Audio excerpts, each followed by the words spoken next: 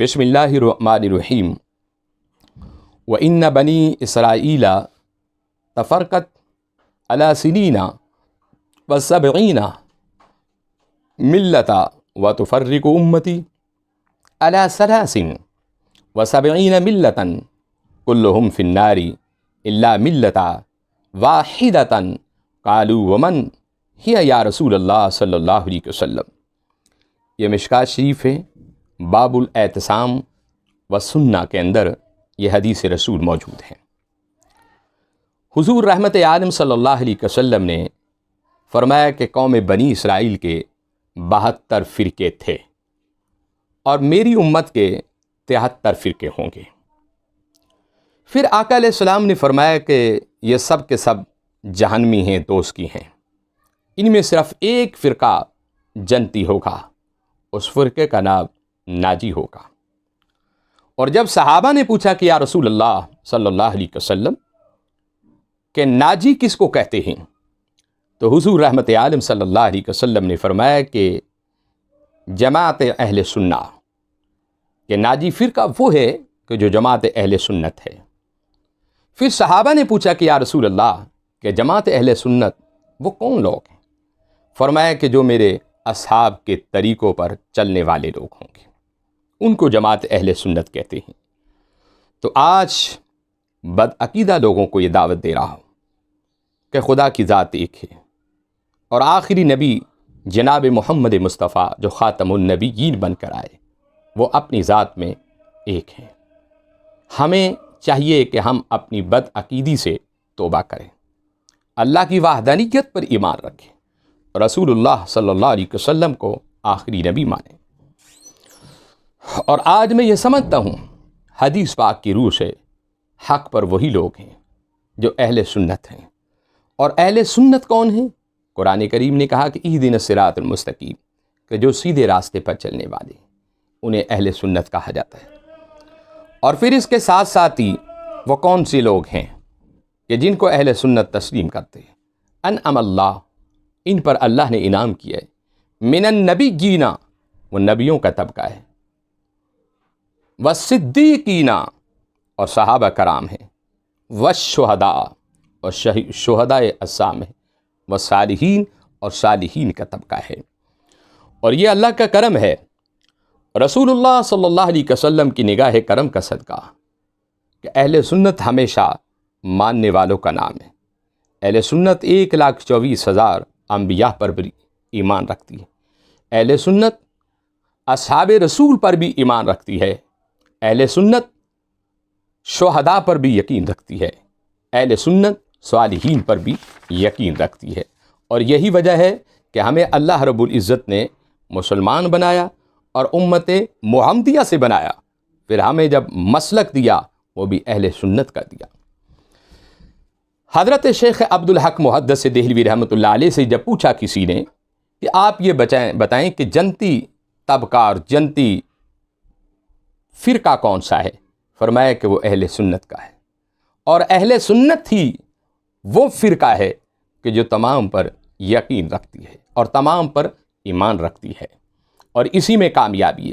اور ایک جگہ حضرت غوث زماں حضرت شیخ عبدالعزیز دباغ رحمۃ اللہ علیہ آپ سے جب پوچھا گیا تو آپ نے فرمایا کہ اہل سنت ہی تو وہ فرقہ ہے جس کے اندر اللہ نے تمام ولی پیدا کیے۔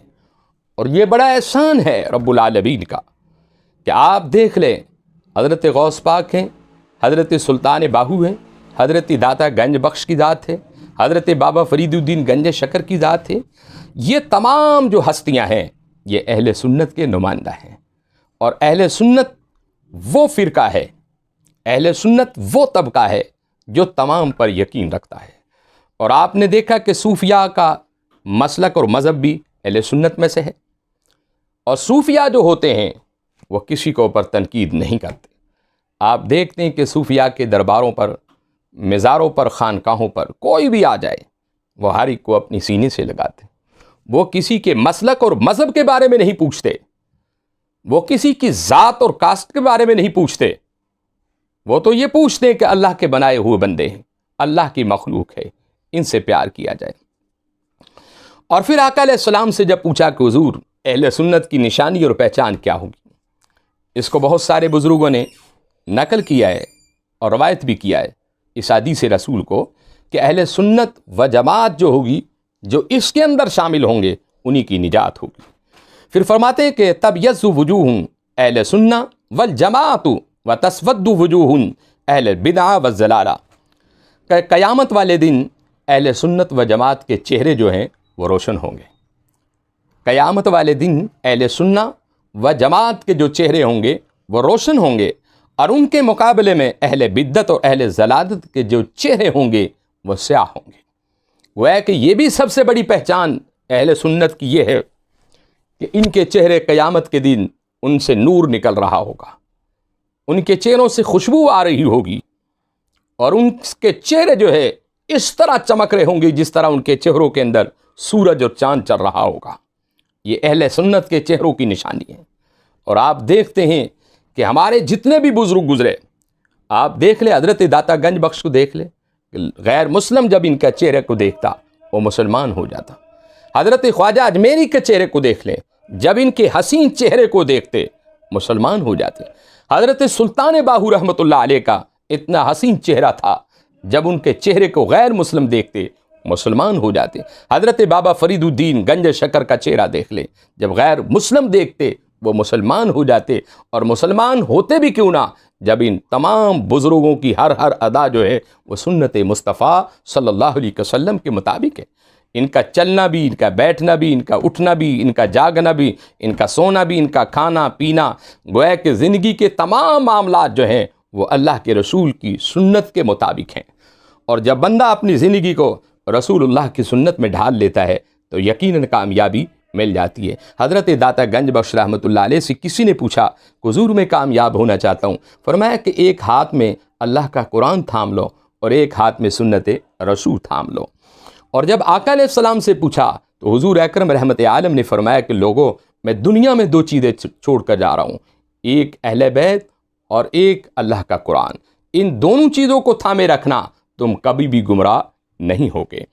تو میرے عزیز بھائیوں، رسول اللہ صلی اللہ علیہ وسلم سے جب پوچھا گیا کہ آقا اہل سنت کون ہیں، فرمایا کہ وہی ہیں جو میری سنت پر عمل کرنے والے لوگ ہیں، انہی کو تو اہل سنت و جماعت کہا گیا ہے۔ اور جماعت کے بارے میں ید اللہ علی الجماع، یہ بھی مشکوٰۃ شریف کی حدیث رسول ہے۔ اللہ رب العزت کا ہاتھ جو ہے وہ جماعت پر ہے، اللہ رب العزت کا جو ہاتھ ہے وہ جماعت کے اوپر ہے، اور جس جماعت پر اللہ کا ہاتھ ہوگا، رسول اللہ کا ہاتھ ہوگا، یقیناً اس جماعت میں نجات ملے گی، کامیابی ملے گی۔ آپ یہ دیکھیں کہ اور ایک بزرگ حضرت علامہ عبد الکریم شہرستانی رحمۃ اللہ علیہ فرماتے ہیں کہ میں نے آقا علیہ السلام کی ایک حدیث کو کوٹ کیا۔ آپ فرماتے ہیں کہ حضور اکرم نے فرمایا کہ قوم بنی اسرائیل کے 72 فرقے ہوں گے، اور میری امت کا فرقہ ملا کر وہ 73 ہو جائیں گے، لیکن ان میں سب کے سب دوزگی ہوں گی، اور ایک ہی ایسا ہوگا فرقہ جس کا نام ناجی ہوگا، اور وہ اہل سنت و جماعت کہلائے گی، وہی جنت میں جائے گا۔ تو میرے عزیز بھائیوں، اللہ رب العزت کے حضور میں دعا ہے کہ ہمیں خداوند کریم انبیاء کا بھی ادب نصیب فرمائے، رسول اللہ صلی اللہ علیہ وسلم اور آپ کے پورے خاندان کا ادب نصیب فرمائے، اہل بیت کا ادب نصیب فرمائے، ازواج رسول کا ادب نصیب فرمائے، آقا علیہ السلام کے پورے شہزادے پوری شہزادیوں کا ہمیں ادب نصیب فرمائے، خلفائے راشدین، عشرہ مبشرہ اصحاب رسول کا ادب نصیب فرمائے، تابعین کا ادب نصیب فرمائے، اولیاء کرام کا ادب نصیب فرمائے، شہداء کا ادب نصیب فرمائے۔ اہل سنت و جماعت اس کو کہتے ہیں کہ جو رسول اللہ کی سنت پر چلنے والا شخص اور چلنے والا طبقہ ہوگا، اسے اہل سنت کہتے ہیں، اور اسی لیے میرے آقا نے فرمایا کہ اہل سنت ہی جنت میں جائے گا۔ تو میری دعا ہے کہ مولا کائنات ہم سب لوگوں کو رسول اللہ کے بتائے ہوئے طریقوں پر چلنے کی توفیق عطا فرمائے۔ اور آخر میں اپنے علماء سے یہ اپیل کروں گا، خدا را اس مسلک کو اور اس قوم کو اور اس امت کو اور اس ملک کے حال پر رحم فرمائیں۔ آپ اپنے فن خطابت اور اپنی علمی شخصیت کو اپنے گھر کے اندر رکھیں، اپنے لوگوں میں دیں، اچھے لوگوں کے اندر پھیلائیں، اس امت کو توڑنے کی کوشش نہ کریں، اس امت کو جوڑنے کی کوشش کریں۔ یہی میری تمام سے اپیل ہے۔ ہمیں چاہیے کہ جو ایک مسئلہ طے شدہ ہیں ان کے اوپر ہمیں بحث نہیں کرنی چاہیے، نہ ہمیں ان مسئلوں کو چھیڑنے کی ضرورت ہے جو ایک شریعت کے اندر بہت سارے ایسے مسائل ہیں کہ جنہیں ہم نہ چھیڑیں تاکہ امت کے اندر تفرقہ نہ بڑھے۔ وآخر دعوانا الحمد للہ رب العالمین۔